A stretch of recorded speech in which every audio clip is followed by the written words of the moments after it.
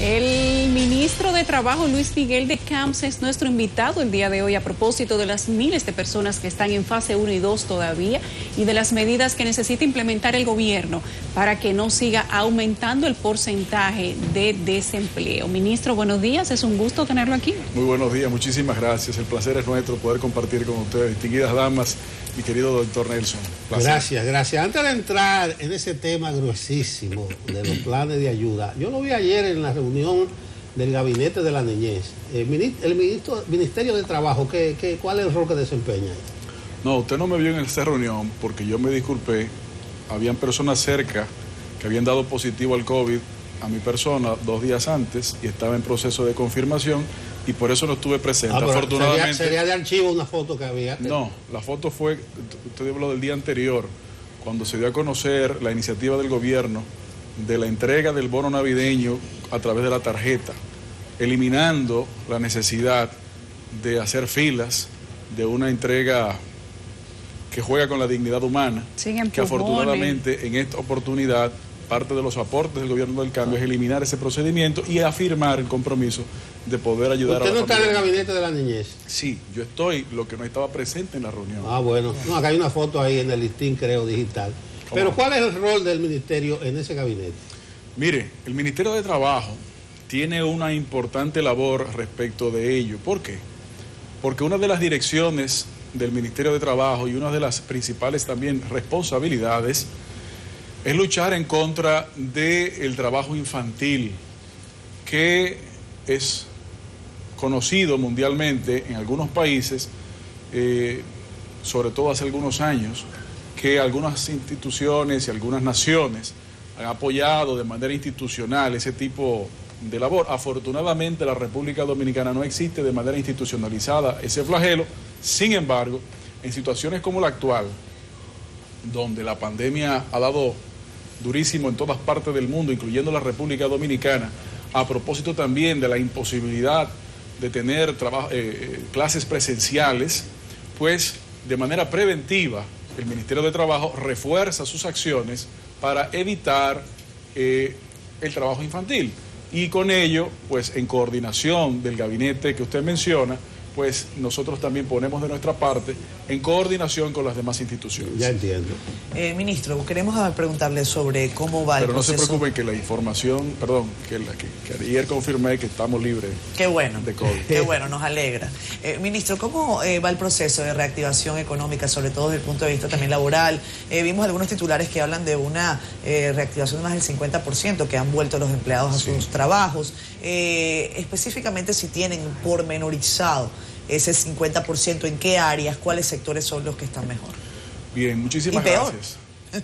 Bueno, es una realidad. Muchísimas gracias por la oportunidad. Antes de abordarla de manera directa, yo quisiera destacar y decir, por los meses que estamos viviendo e inmersos en pandemia, a veces se nos pasa o se nos hace normal el hecho de que estamos todavía en pandemia. O sea, estamos todavía en una crisis sanitaria y una crisis económica. ¿Por qué yo digo esto? Aunque parezca ser una reiteración de algo obvio. Porque esa realidad ha impedido que una cantidad de planes y proyectos del nuevo gobierno hayan podido iniciarse. Yo digo esto porque es probable que todavía en los próximos meses estemos atendiendo estas situaciones. Y lo que quiero señalar es que el gobierno del cambio ha estado concentrado en atender estas necesidades urgentes y probablemente cuando ya se concluya o se domine de manera absoluta el tema de la salud, pues vamos a poder dar formal y real inicio a esas iniciativas. Respecto de la situación, y a pesar de lo que acabo de decir, el gobierno ha logrado con una directa e importante iniciativa de reactivación económica, ha logrado que haya una reactivación económica. Cuando llegamos a la posición que ocupamos actualmente, estaban por más de 300.000 los trabajadores suspendidos en fase 1. En la actualidad rondan los 150, 160.000. Estamos hablando de una reducción de más de 200.000 trabajadores que estaban suspendidos en fase 1 y que en su inmensa mayoría se han activado. ¿Y por qué lo sabemos? Porque muchos de ellos han pasado a estar activados en fase 2. Ha sido una especie de reducción por un lado y aumento por el otro. Es decir, tenemos esa confirmación. Casos, por ejemplo, puntuales. Usted tiene el caso de las zonas francas. Las zonas francas están prácticamente en total recuperación. Probablemente algunas personas con capacidades de alto riesgo se encuentran suspendidas o se encuentran en cesación, pero independientemente de eso, más del 95% de los trabajadores de zonas francas están reactivados y nuevos espacios de trabajo, es decir, nuevas plazas de trabajo en zonas francas. Por ponerle un ejemplo, en el mes de septiembre y en el mes de octubre del 2020, en plena pandemia, las zonas francas de República Dominicana han producido y exportado más que en el mes de septiembre y octubre del año pasado. Eso es parte de esa reactivación. ¿Cuáles sectores todavía se encuentran con ciertos niveles que hay que atender? Bueno, evidentemente el sector turístico, como todos sabemos, la materia prima de esa industria es el turista y es una especie de materia prima que no podemos controlar. Además, algunas industrias o áreas de comercio, sobre todo aquellos que se ven impactados por el tema de los horarios de toque de queda. Fundamentalmente esas áreas tienen todavía eso. Ahora, los números de suspensiones han estado en constante declive y esos son números que todos los días varían y mutan. Es una realidad viva que se va produciendo y entendemos que eso va a seguir. Bueno, el propio Banco Central dio unas informaciones respecto de los efectos que se comienzan a ver de la reactivación económica y a final de cuentas coincidimos evidentemente con las políticas que ha trazado el presidente de la República respecto al hecho de que si bien hay que reactivar la economía, no puede dejarse de lado el tema de la seguridad sanitaria en cuanto a los horarios. Es decir, estamos lidiando con esa difícil realidad y en comparación con otros países, no solamente de la región, sino también del mundo, creo que las decisiones han demostrado ser correctas, porque hemos podido tener niveles de contagio relativamente controlados, sobre todo si lo comparamos a cuáles eran estos niveles cuando se tomó el gobierno, rondaban la positividad por 29% o están por debajo del 15%. Y combinado esto con el tema de reactivación económica. Ministro, ¿cómo están entonces, sobre la base de todo eso que usted ha dicho, que es una realidad cambiante, que fluctúa, que va día a día de acuerdo a cómo fluya la situación de la pandemia? ¿Cuál es la expectativa que tiene el gobierno entonces para disminuir la tasa de desempleo que tenemos producto de la misma pandemia? Claro. Así como es una realidad cambiante, que usted muy bien señala en su pregunta, esta realidad va cambiando porque también el comportamiento de la realidad sanitaria también va cambiando. Y esto obliga a que las revisiones sean constantes y las proyecciones de acciones también tengan que estar obligadas a un periodo no demasiado largo. En esa dirección, pues mencionábamos el caso de las zonas francas y algunas otras industrias que se han activado, pero también han creado nuevas plazas de empleo en medio de pandemia. En respecto al Ministerio de Trabajo, para ayudar a combatir los niveles de desempleos que evidentemente existen y existirán como producto normal de esta crisis mundial, el Ministerio de Trabajo está transformándose para aumentar su trabajo o sus labores respecto de la intermediación de empleo. Muchas veces la gente no se da cuenta que el Ministerio de Trabajo no es solamente el espacio en donde se pueden ir a dilucidar diferencias. Sí, es parte de sus funciones como regulador de las relaciones laborales. Pero también entre sus funciones, como conversábamos al principio respecto del trabajo infantil, también tiene otras funciones y una de ellas es la procura de ayudar a la población a encontrar empleos en la intermediación. Por un lado, estamos haciendo la construcción de proyectos de esa naturaleza en alianza con el sector empleador. ¿Por qué? Porque necesitamos conocer cuáles son las realidades de vacancias del sector empleador, es decir, la realidad del mercado laboral formal sobre todo, para poder entonces identificar cuáles son los recursos humanos que pueden lograr ocupar estos espacios. Pero más allá de un tema de lo inmediato, parte de la transformación en la que estamos trabajando, que tiene que tener un impacto positivo en cuanto al desempleo, en lo inmediato, en el mediano y en el largo plazo, es la identificación desde el Ministerio de Trabajo con el sector empleador de cuáles son sus necesidades en el mediano y largo plazo. ¿Por qué? Porque esta función de intermediación de empleo también tiene la función de la capacitación para la empleabilidad.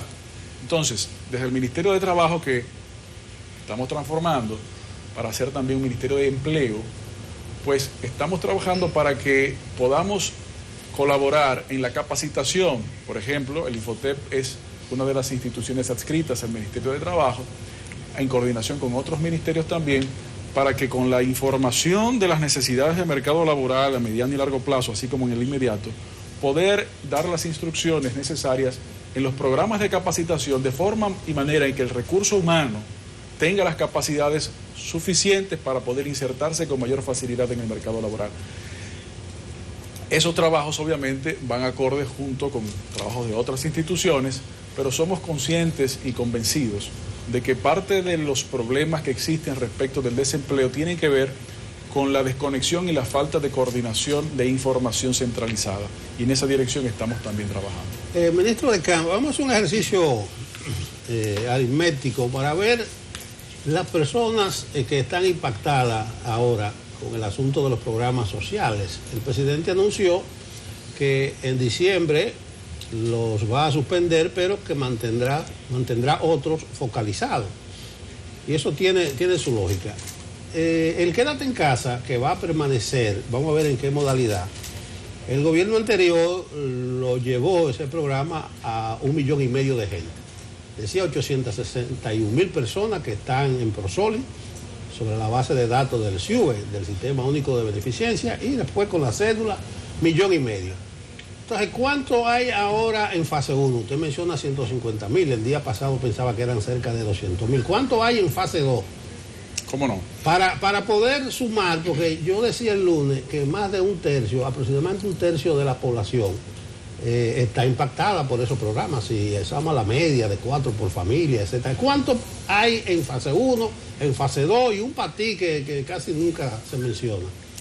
Bueno, lo que sucede con el último programa es que está dirigido al sector informal y justamente la informalidad ha sido uno de las barreras principales para poder aprovecharte de eso. Respecto a las funciones que nos ocupan, lo que tenemos realmente que ver es sobre todo con el tema de fase. Mire, en primer lugar, el gobierno se encuentra actualmente en un proceso de evaluación de cómo puede continuar con algunos proyectos y programas, como usted lo señala. Se ha sido muy responsable del presidente de la República al decir hace algunos meses que es imposible económicamente mantener el programa FASE tal cual se ha desarrollado hasta la fecha. Ahora, dicho eso, también tenemos que decir que el gobierno se encuentra actualmente de manera intensa en un proceso de identificación de cómo crear y o focalizar ciertos programas. Respecto del programa FASE, atendiendo al punto fundamental de su pregunta, en la actualidad, efectivamente, hace algunas semanas estaba por 200 y eso sigue bajando, fase 1. Yo digo que actualmente anda entre 150 y 160,000 y sigue bajando. Los que se encuentran inscritos en fase 2 son aproximadamente 514,000 dominicanos en esas condiciones. Cuando vemos esa sumatoria de esos dos números, vemos que el número es similar al total de dominicanos que en algún momento estuvo suspendido en fase 1. ¿Por qué sabemos eso? No solamente por los datos, sino también confirmado por la última decisión de la semana pasada del gobierno respecto de la creación de una asistencia económica navideña parecida al bono, al salario 13. Esa decisión cambió o cambio. ¿Perdón? ¿Se llama Navidad cambió o no, cambio? Eso es una iniciativa que se dio a conocer en esta semana. La ayuda de 1.500. Exactamente. Eso sustituye la caja. Exactamente. Lo que yo me refiero fue a lo que se dio a conocer la semana pasada, que es adicional a eso. La última vez que estuvimos aquí, ustedes con mucha razón nos preguntaban de qué iba a pasar con los trabajadores suspendidos y su salario 13, salario navideño. Nosotros les decíamos que era un problema importante y que estábamos en proceso de conversación y que por respeto a los actores del diálogo tripartito, del diálogo social, nosotros preferíamos no adelantar ningún detalle para poder avanzar de manera institucional en esa dirección, y afortunadamente el lunes de la semana pasada pudimos dar a conocer el hecho de ese gran pacto nacional que se dio, en donde el gobierno asume un compromiso de pagar más de 2.300 millones de pesos en ayudas como si fueran salario 13, aunque no lo sean técnicamente, pero además el sector empleador se comprometió a completar los montos que hicieran falta para que 2 trabajadores pudieran tener ese salario completo. Para ayudar y fomentar eso, el decreto estableció 2 cosas adicionales. Número 1, que ese gasto que haga el empleador en completar ese salario de Navidad a los trabajadores, una especie de salario de Navidad, a esos trabajadores que en algún momento estuvieron suspendidos, ese gasto iba a ser considerado como deducible para la declaración de impuestos sobre la renta, y además también se señaló que los empleados que se encuentran inscritos en fase 2, el empleador tiene la obligación de hacer el pago de su salario de Navidad completo, ya que el pago de los 5.000 pesos que el gobierno hace es por cuenta del empleador. Con esa aclaración, adicionado a lo que usted señala, estamos hablando de que más de 2.300, más de 1.500, estamos hablando de casi 4.000 millones solamente en esos aspectos. Estamos hablando de un sacrificio importante. Ahora, ese proyecto, ese programa que se dio a conocer, que es el Fondo de Navidad para los Trabajadores, impacta a cerca de 700.000 dominicanos que estuvieron o están en fase 1. Y cuando usted toma ese número, es similar a la sumatoria actual de los trabajadores que se encuentran registrados en fase 1 y fase 2. Por eso decimos que la reactivación no es algo puramente estadístico, sino que también que se puede comprobar, no solamente en las calles y en las actividades económicas propias, sino también a través de estos registros. Dice usted, ministro, que están en el proceso de determinar cómo van a focalizar efectivamente esos recursos. El ministro Seara Hatton estuvo acá en el programa a finales de noviembre, aproximadamente el 26 de noviembre. Han pasado ya varios días. ¿Usted puede darnos, por favor, alguna aproximación más sobre cuál es la orientación en ese sentido? ¿Qué es lo que están visualizando? ¿Cuáles son las características de ese proceso de focalización que va a determinar quiénes podrían quedarse con alguna suerte de apoyo desde el punto de vista de estos programas sociales de asistencia? Mire, el problema fundamental es un problema de disponibilidad de fondos. Esa es la realidad. Disponibilidad de recursos o posibilidad de acceso a recursos y el impacto que esto pueda tener. Ahora, dicho eso, nosotros estamos, como usted ha señalado, evaluando diferentes escenarios, pero tratando de hacer hincapié en que se fomente el empleo, en que se fomente el mantenimiento de los empleados en sus posiciones de trabajo, así como también que se fomente la posibilidad de que los empleadores puedan ingresar a nuevos trabajadores. Sabemos que esto no es algo tan sencillo, no solamente por la disponibilidad o no de recursos, sino también por la forma en cómo se puede o no focalizar en caso de ser necesario. Esa es la pregunta, ¿cuáles son los criterios? Bueno, eso, por un lado, el tema del ingreso posible de nuevos empleados, así como también, evidentemente, sobre todo de aquellas áreas o industrias que se encuentran más impactadas. Pero no podemos adelantar más de ahí porque estamos justamente en el momento de discusión, de criterios, y la idea no es plantear propuestas irrealizables, sino también que sean concretables, de forma y manera en que podamos brindar soluciones certeras a la realidad en la que estamos sufriendo como dominicanos. Ministra, usted habló de 4.000 o más de 4.000 millones de pesos. Le cuesta al Estado Dominicano mantener esta ayuda, salario 13 y la sustitución de la famosa caja. ¿Qué tanto tiempo puede el gobierno dominicano continuar, no con lo de Navidad, sino con las ayudas que tiene, fase 1, 2, para ti, quédate en casa, solidaridad, además bono gas, bono luz, bono educativo, bono de todo, posterior a esta situación económica que tiene el país, pero que sin duda con el aumento de la tasa de desempleo, alguna situación tendría que buscar el gobierno dominicano? Si ahora solamente para diciembre son más de 4.000 millones de pesos y estamos sumamente endeudados, ¿cómo nos va a ir entonces cuando comience enero? Esa es justamente parte fundamental de la preocupación y por eso las discusiones que estamos llevando de cómo atender esa realidad, porque solamente en fase 1,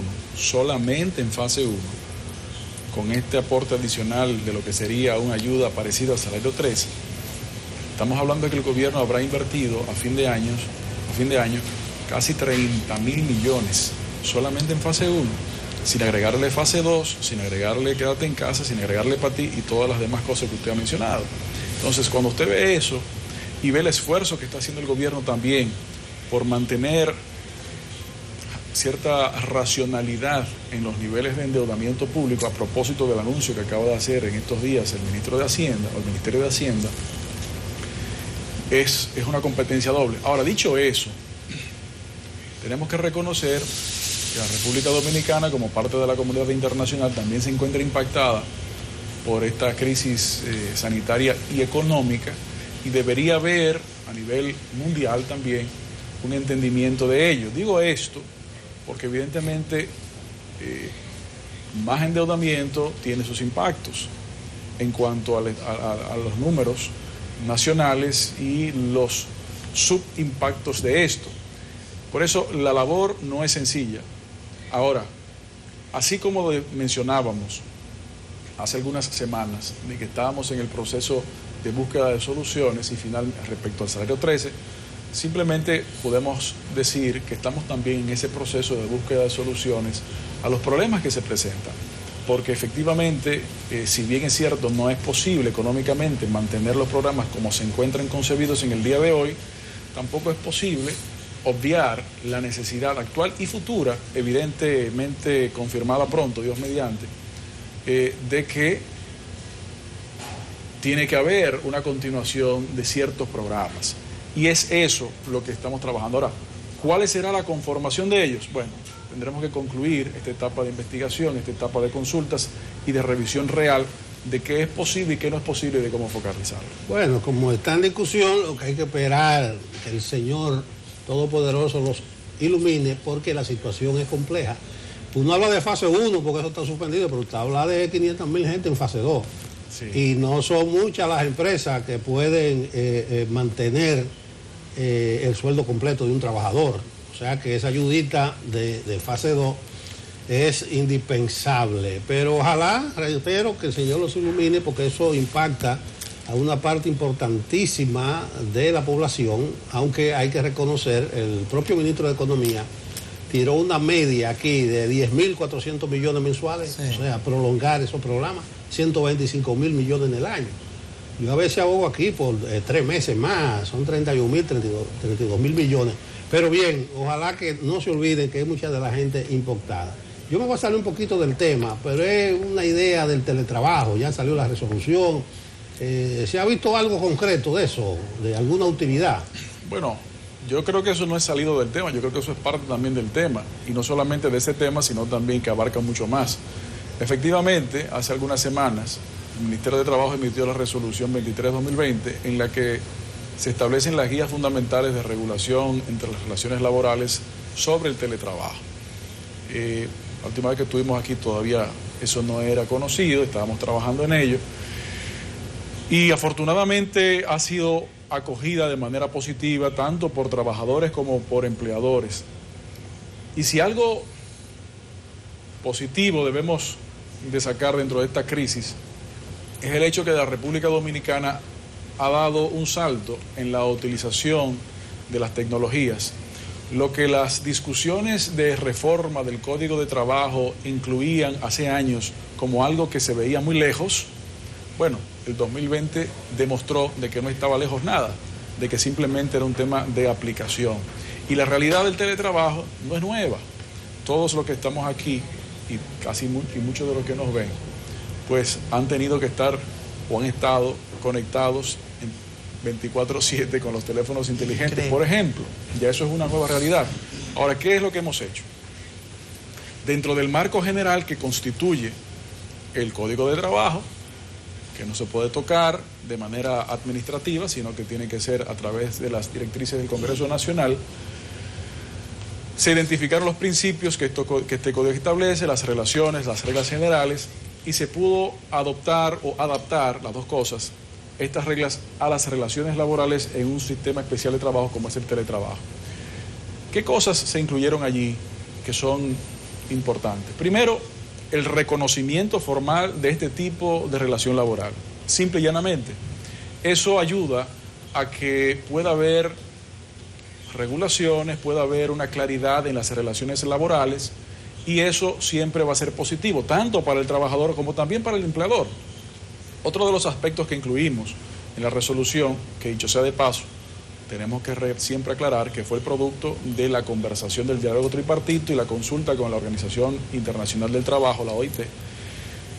Incluimos ahí conceptos como, por ejemplo, el derecho a la desconexión, que es un concepto nuevo en el país, aunque no tan nuevo en otros países, pero relativamente nuevo en todas partes, en donde se establece que el trabajador, pues efectivamente, habiendo cumplido sus obligaciones y habiendo cumplido con la jornada de trabajo, tiene el derecho a desconectarse.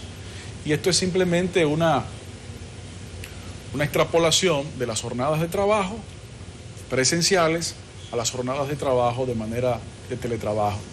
Esto lo hacemos y nos atrevimos también a incluirlo, no solamente porque entendemos que es de lugar, sino también por el esfuerzo que tenemos que hacer en brindar las facilidades de que los trabajadores y los empleadores, pero los trabajadores puedan conciliar la vida familiar con la vida laboral, sobre todo en épocas como la actual, en donde el espacio de trabajo de muchas personas es el mismo espacio de trabajo de la vida de la vida familiar. Hemos logrado introducir ciertos aspectos en ese sentido, siempre bajo el entendido de que el acuerdo entre las partes es fundamental. Cosas concretas, claro que sí, ya se han comenzado a registrar muchos contratos de trabajo que contemplan el teletrabajo. Se establece también allí la posibilidad de la reversión de trabajo presencial al teletrabajo y de teletrabajo a trabajo presencial, dependiendo obviamente siempre de las realidades de la situación de la empresa, así como de los trabajadores y del tipo de trabajo, porque hay trabajos que no pueden ser a distancia, tienen que ser presenciales, evidentemente. Eso ha traído claridad a la situación laboral y efectivamente siempre podrá haber mejorías. Sin embargo, entendemos que con esa herramienta va a poder respetarse derechos tanto de empleadores como de trabajadores.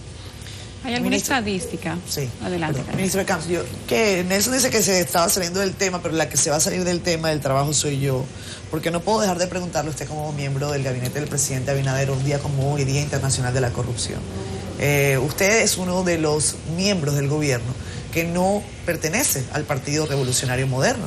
Usted es presidente del Partido Revolucionario Socialdemócrata y instituye o compone este grupo de personas que han venido a sumar esfuerzos en este llamado gobierno del cambio.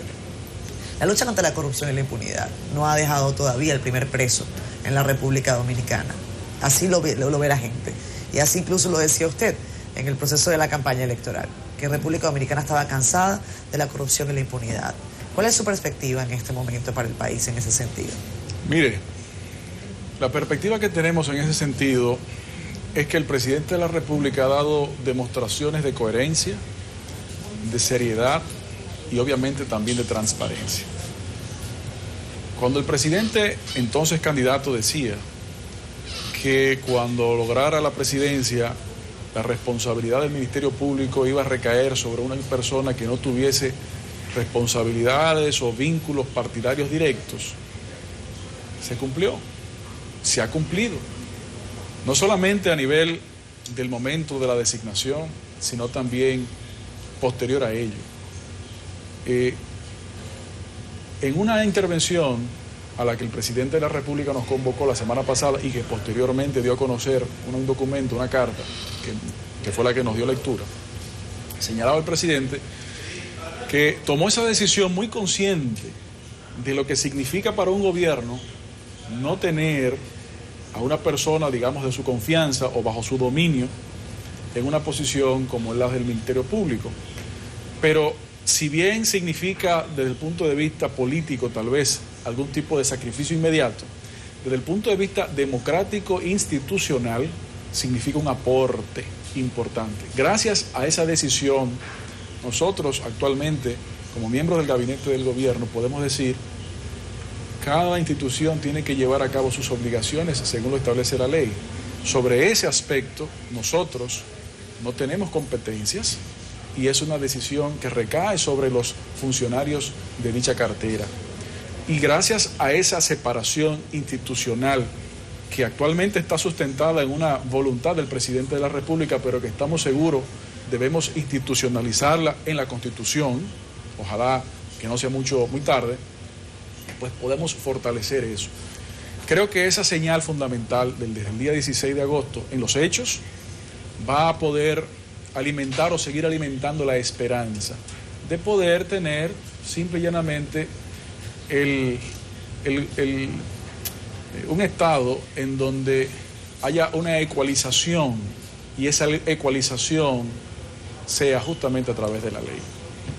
Ministro, vimos que ayer se hizo noticia que el Ministerio de Educación despidió o canceló más de 21,000 personas. Y así van otros ministerios, algo lógico en una situación de cambio de gobierno, pero también está pasando lo mismo con las empresas privadas que no pueden sostener empleados y empresas además que están cerrando. ¿Han considerado ustedes como Estado algún tipo de política para que no salga tanta gente a la calle en un momento de pandemia? Bueno, claro que sí. De hecho, las medidas que se han mantenido, así como también la que discutíamos hace un momento de que se encuentran en proceso de evaluación, están dirigidas justamente a ello, al hecho de que el sistema productivo nacional compuesto por trabajadores y empleadores pueda tener cierto nivel de estabilidad. Lamentablemente estamos en una crisis mundial.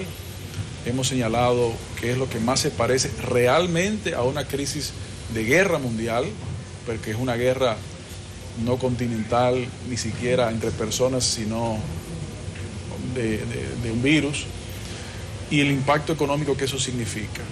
Ahora, el reto es cómo reducir esos impactos negativos a través de algunas políticas como la que discutíamos hace un momento, pero también desde el mecanismo del diálogo social, que es en lo que respecta al Ministerio de Trabajo se tiene competencias. Quisiera señalar que el diálogo social tripartito compuesto por el sector trabajador, el sector empleador y el sector gubernamental, hemos podido palpar y confirmar la disposición que tiene tanto el sector trabajador como el sector empleador de poner, si se quiere, por algún tiempo a un lado las diferencias y colaborar en la construcción de soluciones. Eso permitió, además del teletrabajo, eso permitió también en septiembre la emisión de la resolución respecto a la activación económica, la activación de los trabajadores del sector turístico a través de la creación de las burbujas sanitarias laborales que emitió el Ministerio de Trabajo en coordinación con el Ministerio de Turismo. Y eso ha permitido también ese gran pacto que mencionaba hace un momento a propósito de la viabilización de los aportes del gobierno y el sector empleador para lograr el salario 13. Ministro, gracias. Para nosotros ha sido un placer tenerlo aquí. Siempre se quedan preguntas, pero por suerte usted vuelve. Muchísimas gracias a ustedes por la oportunidad. Gracias, ministro. Encantada.